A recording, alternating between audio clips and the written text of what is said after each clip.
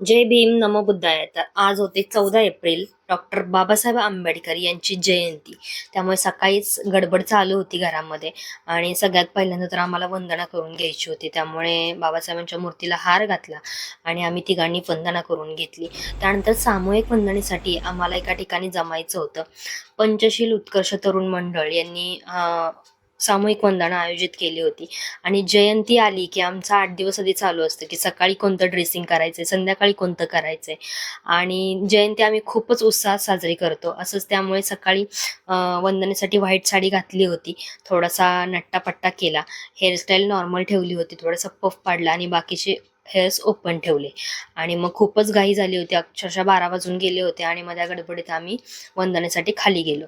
तर आमच्या पंचशील उत्कर्ष तरुण मंडळ घनसोली सेक्टर 6 ने खूप छान आयोजन केलं होतं. आणि बुद्धविहार नसल्यामुळे ते आयोजन एका बागेमध्ये तुम्ही म्हणू शकता किंवा ग्राउंडमध्ये केलं होतं. तर अक्षरशः बुद्धाची मूर्ती ही खरोखर पिंपळाच्या झाडाखाली ठेवली होती आणि तिथं आमची वंदना चालू होती.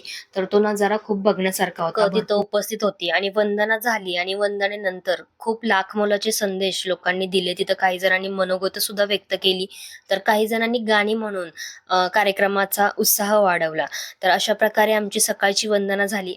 आणि संध्याकाळच्या मिरवणुकीसाठी आम्ही रेडी होत होतो.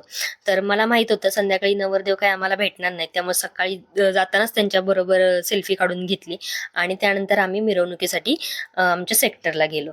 त्यानंतर मग सगळ्यात पहिल्यांदा तर विश्वरत्न डॉक्टर बाबासाहेब आंबेडकर यांच्या मूर्तीचं वंदन केलं आणि त्यानंतर मिरवणुकीला आमची झाली सुरुवात.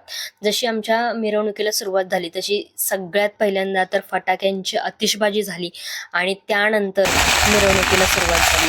मिरवणूक एवढ्या जोरात होती की बापरे, त्या मिरवणुकीची आम्ही ज्या वर्षभर वाट पाहत असतो की आपल्या बापाच्या जयंतीला आपल्याला नाचायला भेटणार आणि ते खूप उत्साहाने आम्ही नाचतो. तर त्यातल्या एका गाण्यापैकी आमचं सगळ्यात फेवरेट सॉन्ग तुम्ही ऐका. आणि एवढं नाचून झाल्यानंतर आम्हाला लागली होती खूपच जाम भूक. त्यामुळे आम्ही जेवायला गेलो होतो. जेवायला पण बघायला गेलो तर खूपच गर्दी होती, खूप लांबलचक लाईन होती. पण जेवण वाढायला आमचीच मंडळी होती, त्यामुळे पटापटा लाईन लावली आणि जेवण घेतलं. तुम्ही बघू शकता की लाईन मध्ये आम्ही जेवण खात मस्त बसलो होतो. जेवलो त्यानंतर परत आम्ही नाचायला गेलो, कारण 12 पर्यंत डीजे होता आणि त्यामुळे आम्हाला नाचायचं होतं. ज्या जयंतीची, ज्या मिरवणुकीची आम्ही वर्षभर वाट पाहत असतो, अखेर तो दिवस येतो आणि आम्ही भान हरपून नाचायला सुरुवात करतो. आपल्या भारतातच नाही तर अनेक देशांमध्ये बाबासाहेबांची जयंती खूप मोठ्या उत्साहात साजरी केली जाते आणि इथून पुढेही व्हावी अशी मी प्रत्येक भीम सैनिकांना विनंती करते आणि थांबते. जय भीम.